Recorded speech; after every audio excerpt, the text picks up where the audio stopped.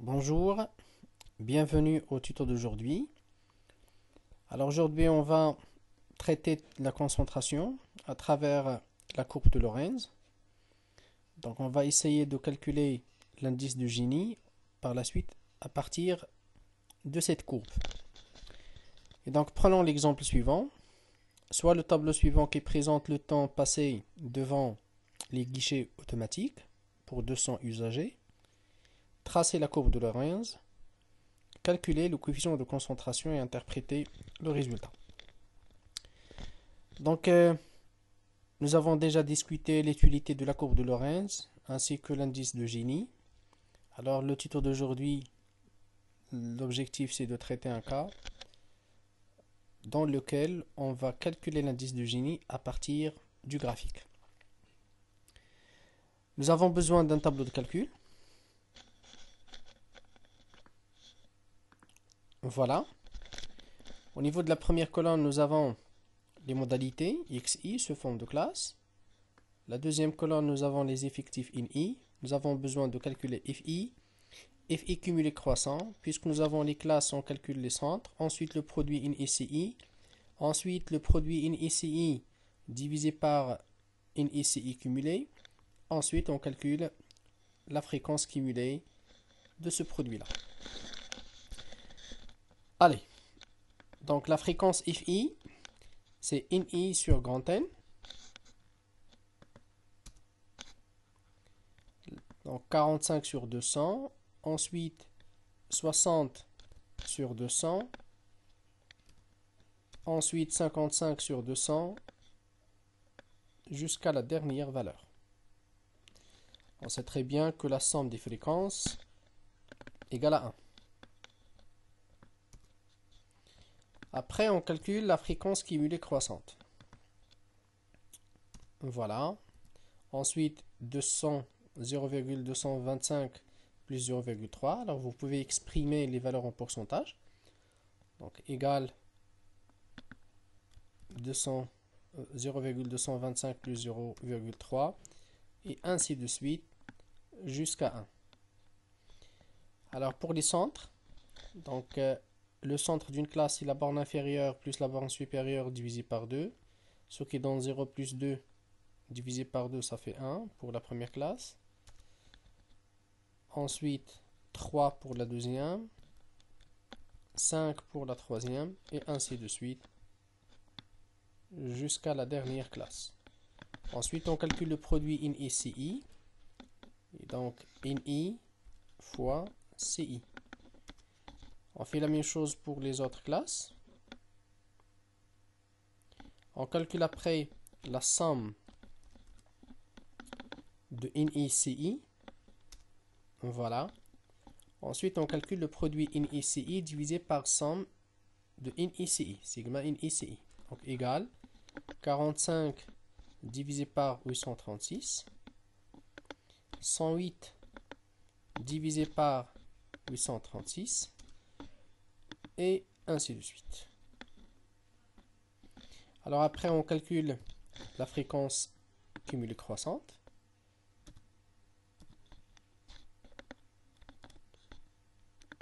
Voilà, jusqu'à 1. Parfait. Et donc ici, la somme des fréquences égale à 1, bien sûr. Alors voilà notre tableau de base. C'est à partir de ce tableau qu'on trace la courbe de Lorenz. Donc la courbe de Lorenz se trace sur un repère orthonormé. Au niveau de l'axe des abscisses, on doit mettre le pourcentage de la population. Et donc c'est FI cumulée croissante. Donc, voilà la colonne qui représente l'axe des abscisses. Et bien sûr, au niveau de l'axe des ordonnées, c'est le pourcentage donc de fréquence de la variable étudiée. Ici, nous avons le temps. Et donc, voilà la colonne qu'on doit mettre, donc les valeurs qu'on doit mettre au niveau de l'axe des ordonnées. Voilà le graphique. Nous avons ici un repère orthonormé. Alors, on peut exprimer les valeurs en pourcentage. Donc, voilà, nous avons jusqu'à 100% pour l'axe des ordonnées, jusqu'à 100% pour l'axe des abscisses. Nous avons la première bissectrice en bleu, ou ce qu'on appelle la droite d'équirépartition. Pourquoi? Parce que la surface globale, c'est 1. Et donc cette droite d'équirépartition permet de répartir la surface totale en deux surfaces égales. En bas, nous avons 0,5 et au niveau de la partie supérieure, nous avons 0,5. Donc voilà, ici nous avons, au niveau de l'axe des abscisses, nous avons le pourcentage de la population. Voilà, c'est la fréquence FI cumulée croissante. Et au niveau de l'axe des ordonnées, nous avons le pourcentage du temps. Le voilà. Et voilà la courbe de Lorentz.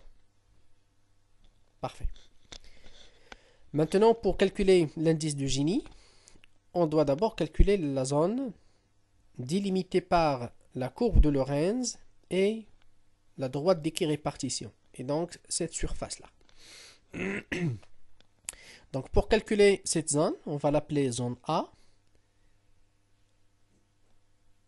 C'est bien sûr 0,5, donc la partie inférieure. Regardez bien, cette partie, nous avons dit que la droite d'équirépartition divise la surface totale en deux surfaces égales. Et donc ici, nous avons 0,5. Alors, on va calculer la surface en dessous de la courbe de Lorentz. Donc, cette surface, on va la calculer. Et donc, 0,5 moins cette surface égale bien sûr à la zone A, la zone de concentration. Voilà. Donc, nous avons divisé la zone en dessous de la courbe de Lorentz en 6 zones. S1, S2, S3, S4, S5 et S6. Tout d'abord, comment nous avons défini ces zones?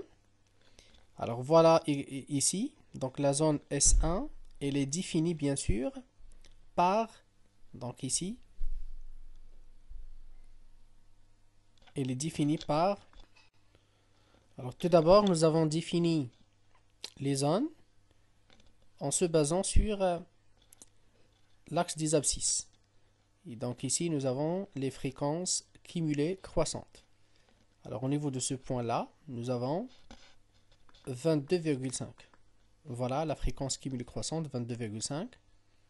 Et donc la première zone, S1, elle est définie au niveau de l'axe des abscisses de l'origine 0 jusqu'à la fréquence cumulée croissante 22,5. Ensuite, S2, elle est définie toujours au niveau de l'axe des abscisses de la fréquence de 22,5, la fréquence cumulée croissante 22,5 jusqu'à 52,5. Donc voilà.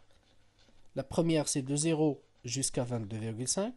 La deuxième surface S2 de 22,5 jusqu'à 52,5. La troisième de 52,5 jusqu'à 80. Voilà, 52,5 jusqu'à 80. La troisième, nous avons dit la troisième de 50 jusqu'à 80. La quatrième de 80 jusqu'à 90. 80 jusqu'à 90. Ensuite, de 90 jusqu'à 96 pour la cinquième partie. Voilà, 90 jusqu'à 96. Et pour la dernière, c'est de 96 jusqu'à 100%. Voilà, de 96 jusqu'à 100%. Et donc, en fait, ce que nous avons ici, c'est des trapèzes. Nous avons divisé cette zone sous forme de 6 trapèzes. Alors ici, S1, c'est un triangle. C'est tout simplement une trapèze avec une petite base qui est égale à 0. Donc nous avons ici ces 6 trapèzes. On calcule la somme de chaque trapèze. Ensuite, on calcule la somme de la surface totale, donc de toutes les trapèzes, et donc donne la surface en dessous de la courbe de Lorentz. Alors pour calculer la surface d'une trapèze, nous avons la formule suivante. C'est la petite base plus la grande base fois la hauteur divisé par 2. Alors il faut faire attention ici. Les bases sont mesurées au niveau de l'axe des ordonnées. Ok? Donc au niveau de l'axe des ordonnées, on mesure les bases. Par contre, la hauteur est mesurée au niveau de l'axe des abscisses. Alors, l'axe des abscisses mesure la hauteur. C'est tout simplement des fréquences. Voilà. Par contre, au niveau de l'axe des ordonnées, on mesure les bases. Et donc, pour chaque trapèze, nous avons une petite base et une grande base. Et donc, la hauteur de ces segments en rouge, c'est tout simplement la base. Pardon. Alors, commençons par S1. S1, donc ici la colonne de SI, on calcule S1, on applique la formule. La petite base, alors ici la petite base est définie au niveau de l'origine. Il n'y a pas de petite base, c'est égal à 0, et donc la petite base c'est 0, plus la grande base, donc la hauteur de ce segment en rouge. Et donc ce segment en rouge mesure la hauteur ici au niveau de l'axe des ordonnées. Donc le pourcentage du temps, ça veut dire 5,4. Donc voilà la grande base. Multiplié par la hauteur c'est FI, donc de 0 jusqu'à 22,5. Et donc la distance ici, c'est la fréquence cumulée croissante. Voilà, 22,5%. Le tout divisé par 2. Et donc 0,06. Alors la surface S1 égale 0,06. On passe maintenant à la surface S2. Et donc la petite base, c'est ce segment-là. Et donc la grande base de S1 devient la petite base de S2. Et donc voilà la petite base. Voilà la grande base. Et voilà la hauteur. Cette distance, c'est bien sûr FI. Donc égale petite base. Voilà, 5,4. Ici, la hauteur de ce segment, c'est 5,4. Plus la hauteur de ce segment-là, la grande base, c'est 26. Donc plus 26,9. Multiplié par la hauteur c'est cette distance entre la petite base et la grande base. La distance est mesurée par FI, 0,3. Le tout divisé par 2. Voilà. Et on fait la même chose pour les autres surfaces. Et voilà. Enfin, on calcule la somme, le total. Le total SI. Égale somme.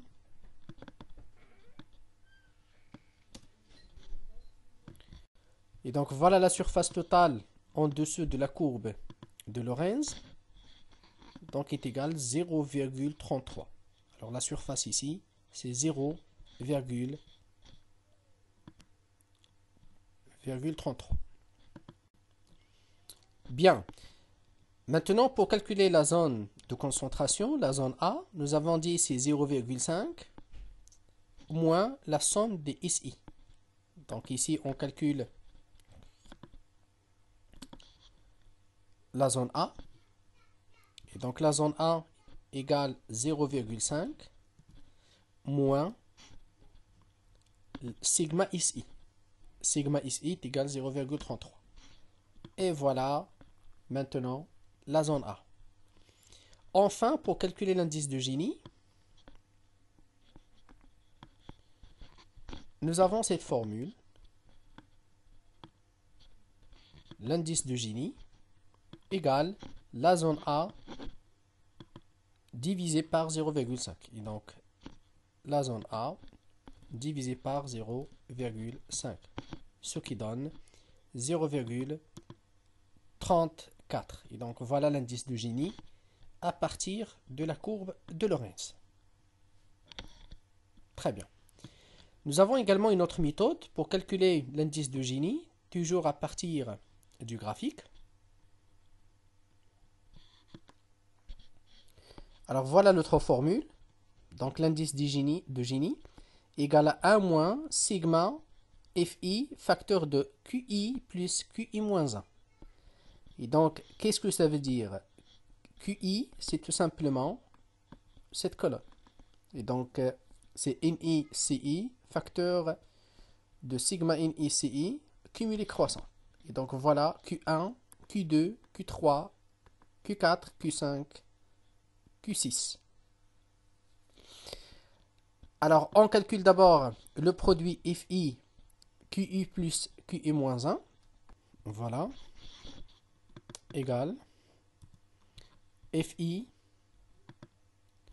facteur de QI plus QI moins 1. Il n'y a pas de valeur inférieure et donc c'est tout simplement 0. Entrée. Ensuite, pour la deuxième ligne, FI, facteur de Q2 plus Q1.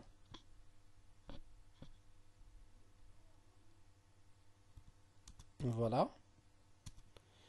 Ensuite, F3, facteur de Q3 plus Q2. Pardon. Parenthèse. Et ainsi de suite jusqu'à la dernière ligne. Ensuite, on calcule le total. Voilà. Enfin, on calcule l'indice de Gini. Et donc, l'indice de Gini, c'est 1 moins sigma FI, facteur de QI plus QI moins 1. Et donc, nous avons trouvé exactement le même résultat. Bien. Alors ici, vous avez les résultats donc, de cet exercice. Nous avons le tableau de calcul, le graphique, l'indice de Gini, donc à partir du graphique. Alors ici, vous avez la deuxième formule, la deuxième méthode toujours à partir du graphique. Et vous avez la méthode sans faire appel au graphique, donc la méthode directe, sans passer par la courbe de Lorenz. Alors cette méthode est déjà discutée dans le tuto précédent. Maintenant, à vous de jouer. Alors pour l'interprétation des résultats, c'est très simple. Donc nous discutons ici le temps passé devant les guichets automatiques. Nous avons trouvé un indice de Gini qui est égal à 0,34. Nous constatons alors que l'indice de Gini est faible. Alors la concentration des observations est faible, ça veut dire la concentration du temps passé devant les guichets automatiques est faible. Et la répartition de ce temps, il est presque égalitaire.